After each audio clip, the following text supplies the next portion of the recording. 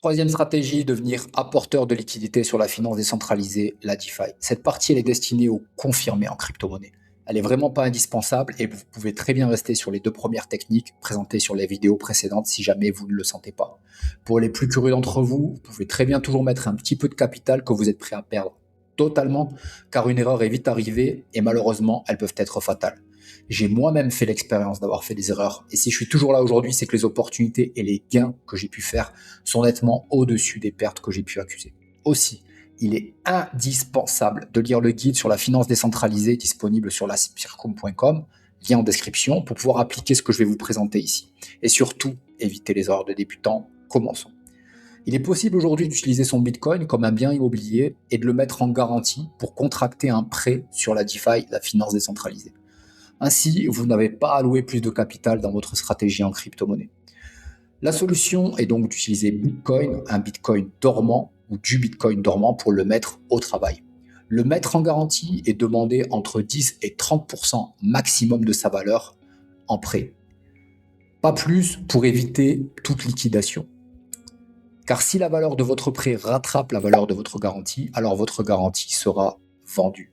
Exemple, si vous avez 0.1 BTC et que le BTC vaut 50 000 $, demandez au maximum 1500 $ pour plus de sérénité.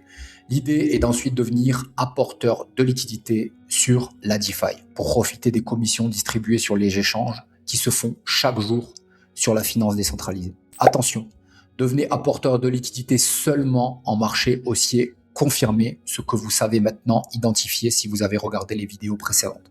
C'est-à-dire quand la moyenne mobile à 50 jours croise à la hausse la moyenne mobile à 200 jours, dans les 6 mois avant le halving ou dans les 500 jours après ce même événement.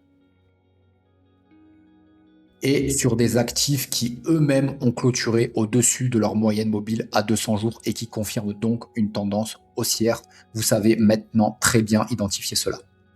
Par exemple, sur la paire ETH-BTC, Ethereum, Bitcoin, quand les volumes d'échange sont en ébullition, les rendements peuvent atteindre jusqu'à 200% annuels sur un investissement de départ qui lui-même augmente.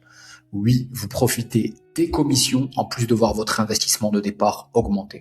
Vous êtes payé généralement avec les crypto-monnaies que vous fournissez dans la pool de liquidité, ici donc Ethereum et Bitcoin. Et parfois même en bonus, vous avez la crypto-monnaie de l'application à qui vous accordez votre confiance. Je recommanderais donc d'utiliser des grosses plateformes comme par exemple PancakeSwap. Il faudra surveiller sa position et la réadapter à chaque fois qu'un des deux actifs surperformera l'autre. C'est cela que j'applique avec les personnes avec qui je travaille et nous avons pu connaître des résultats conséquents en période haussière, des résultats absolument insolents comme du 3000% sur un an.